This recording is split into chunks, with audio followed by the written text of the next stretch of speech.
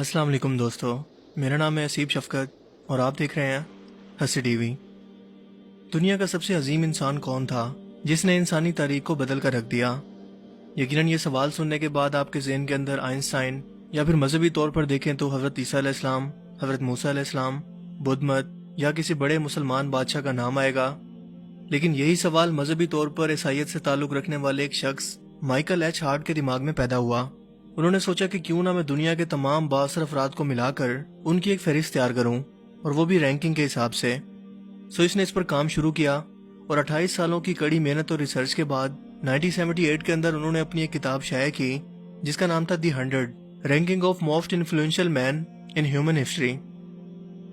Michael Hart ایک ریاضی دان اور ہسٹری کا علم رکھنے والا شخص تھا۔ اس نے ہسٹری کی تمام کتابوں کو اپنی ریسرچ کے لیے کھنگال دیا، قدیم صحیفوں کی مدد لی، مذہبی رہنماؤں کی ہسٹری پڑھی، اور حضرت آدم علیہ السلام کی پیدائش سے لے کر آج تک اس دنیا کے اندر جو بھی بڑے بڑے لوگ آج تک رہے ہیں جنہوں نے سوسائٹی کے اندر کچھ پازیٹیو چیزوں کو کنٹریبیوٹ کیا یا انسانی تاریخ کو بدل کر رکھ دیا، ان سب لوگوں کو اس لسٹ کے اندر ایڈ کر دیا گیا، جس کے اندر انقلابی ایجادات کرنے والے موجد، رائٹرز اور کئی انقلابی سیاسی اور مذہبی لیڈر شامل تھے۔ یہ کتاب جب شائع ہوئی تو اس کی 5 لاکھ کاپیاں فروخت ہوئی اور اس کا 15 مختلف زبانوں کے اندر ترجمہ کیا گیا۔ لیکن کیا آپ جانتے ہیں کہ اس کتاب کی رینکنگ کے اندر سب سے پہلا نمبر کس شخصیت کا ہے؟ یعنی ایک ایسی انسانی شخصیت جس نے پوری ہیومن ہسٹری کے اندر انسانی تاریخ کو بدل کر رکھ دیا۔ ایون کہ مائیکل ہارٹ کا کہنا تھا کہ اگر ہم آج تک ان کی تعلیمات کو فالو کرتے تو اپنی پوری زندگی خوشی سے گزار سکتے تھے۔ اس نے اپنے وقت کی 20 عظیم بادشاہتوں کو فتح کیا۔ یہ وہ واحد شخص تھے جو مذہبی اور سیکولر دونوں طور پر کامیاب ہوئے۔ اس کے علاوہ کوئی بھی انسان اتنا سکسیسفل طریقے سے ہسٹری کے اندر کبھی کامیاب نہیں ہوا۔ کیا آپ جانتے ہیں کہ وہ شخصیت کون ہے؟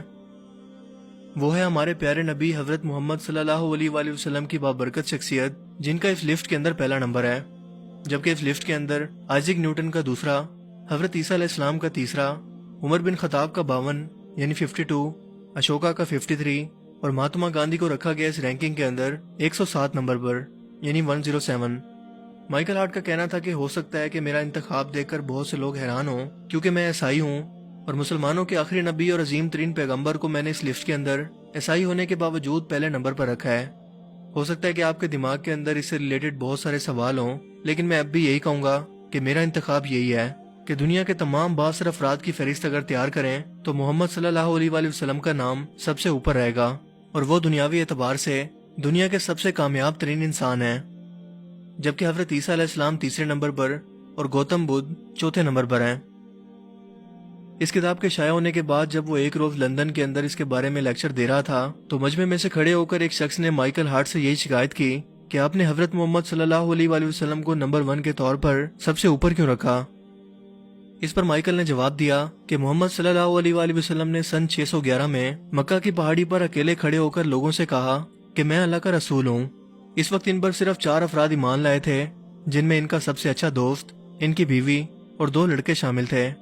آج 1400 سال گزرنے کے بعد مسلمانوں کی تعداد 1.5 ارب سے زیادہ ہو چکی ہے، اور یہ سلسلہ یہاں رکا نہیں بلکہ اس میں روز بروز اضافہ ہو رہا ہے۔